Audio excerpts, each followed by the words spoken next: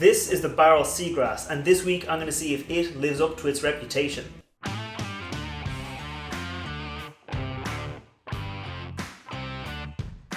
Welcome back to the channel. I'm Matt, I'm a whiskey nerd, and like I said, this is the Barrell Seagrass. So let me get it into the glass and I'll tell you a little bit more about it.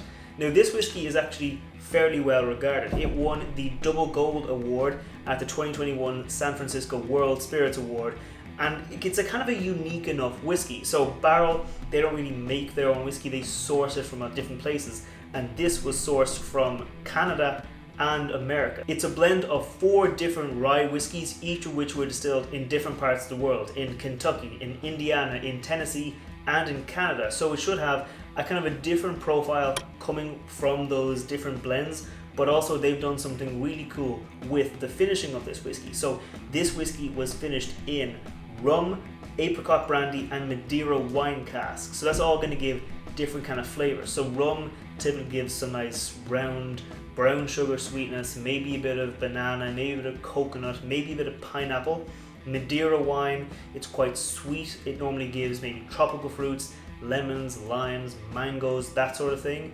And then you've got that apricot brandy, which of course is going to give you a nice bit of round apricots, stone fruits, maybe even some red berry fruits coming through as well. So it should be a fairly interesting whiskey. One thing to note about this whiskey is that it's actually not the same whiskey that won the Double Gold Award I mentioned earlier. So this is actually batch 4, and if you own a bottle of Barrell, you can actually check just here on the corner of the glass. I'll put a close-up picture, you can see what I'm talking about. There's actually a batch number hidden there in the glass, and this is batch number 4. So this one comes in at 59.92% alcohol by volume. So it's still quite strong, it's still cask strength. It's just going to be a little bit different from the other batches. So I've heard online that some of the batches have different kind of flavor profiles. They vary a little bit, which is to be expected from kind of a small batch bourbon or small batch whiskey. Sorry, this is a rye whiskey, but it's just something to keep in mind, that maybe your batch might taste a little bit different and might just be a little bit different from the regular notes other people are getting.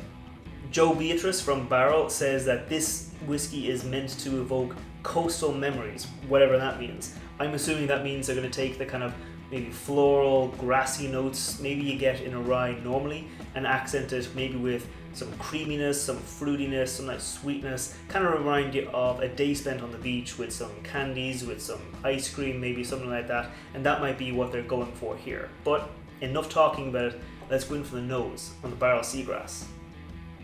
Okay, like I've had a bit of this whiskey already, so I kind of know what I'm getting, but every time I nose this whiskey, I get candy. Like not just like sugary sweets, but like really like a candy floss. If you imagine that kind of really rich, sugary, like almost like a saltwater taffy, but not salty. Like that really, really rich, sugary, fruity flavor, almost artificial. But again, leading with that sugar, so it doesn't actually smell all that bad. Yeah, like I said, it's got this kind of artificial kind of candy flavor. So if you think of like a berry candy or a berry like a taffy, that kind of flavor, with that kind of candy floss flavor as well, like a bubble gum almost. It's very sweet. I don't think I can pick out exactly what kind of berry flavor would be. It's very like a red berry kind of note I'm getting, and that's again on top of classic vanilla. There's brown sugar, kind of like a melted caramel kind of vibe, and then obviously there's that rye spice note, but it's quite muted to the background, so obviously you're going to get a bit of spice, but that sugary note, the berries, the caramel, the vanilla, that's really overriding the spice, at least on the nose. So for me, I'm not getting a huge amount of that same kind of rye herbal spiciness that I would expect to get, but maybe that'll appear on the palate, so let's go in for that. Cheers. There's the spice as soon as you swallow. Once it hits your tongue, you do get a nice bit of an evolution, because like once it hits your tongue, you get fruitiness, you get sweetness again, you get red berries, vanilla, caramel.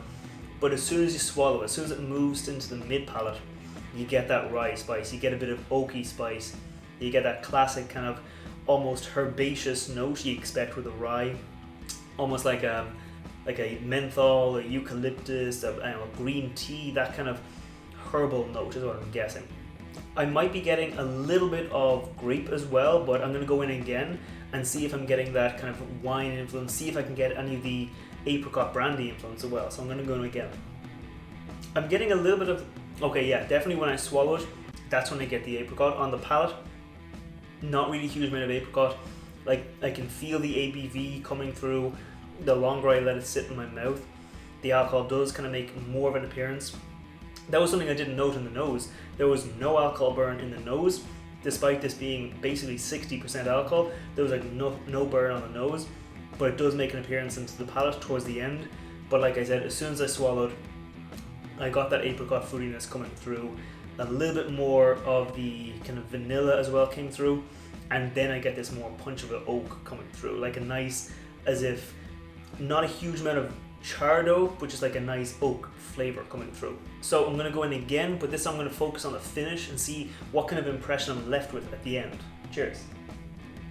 Okay, so on the finish, yeah, I get that ABV, I get that alcohol burn, and yeah, I get that apricot. But that actually fades pretty quickly. So it's almost as if there's two finishes going on. There's the finish with the alcohol burn, and then there's the finish with the rest of the flavors. So the apricot, I think, is quite tied to the ABV, because as soon as the apricot faded, so did the ABV, so that alcohol burn. But then I'm still left with a little bit of grape, left with the oak spice, and left with that kind of traditional rye spice, and then that candy sweetness still kind of hanging on. So it's interesting, it's like almost if some of the notes fall away much faster than the others, at least in this batch. Speaking of batches, if you have a different batch number, let me know there in the comments below. Let me know how you think your batch differs from this one, because I don't think I'm ever going to be able to try batch 1. I think they're all completely sold out and drunk, but I'd be interested to see how the different batches kind of compare against each other in the Barrell Seagrass. I mean, it's a nice whiskey, don't get me wrong, it's a very nice whiskey. I just kind of have it in my head that maybe batch 1 was this magical, amazing batch, and the others are trying to recreate that, trying to get that lightning back in the bottle, but it's still a very nice whiskey. As for if I think it's a great whiskey, yes, I think it's a nice whiskey. I think it's a very good whiskey.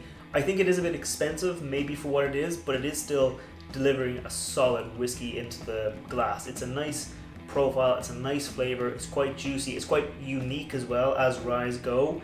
I did actually, at the same time as I bought the Seagrass, I did actually also buy the Barrell Dovetail Bourbon, and I think the Dovetail is a better bottle. I do think it's a bit juicier, a bit richer, a bit fuller, but this is still a nice whiskey. And I think that's all there is to say about it. I mean, it's a nice whiskey.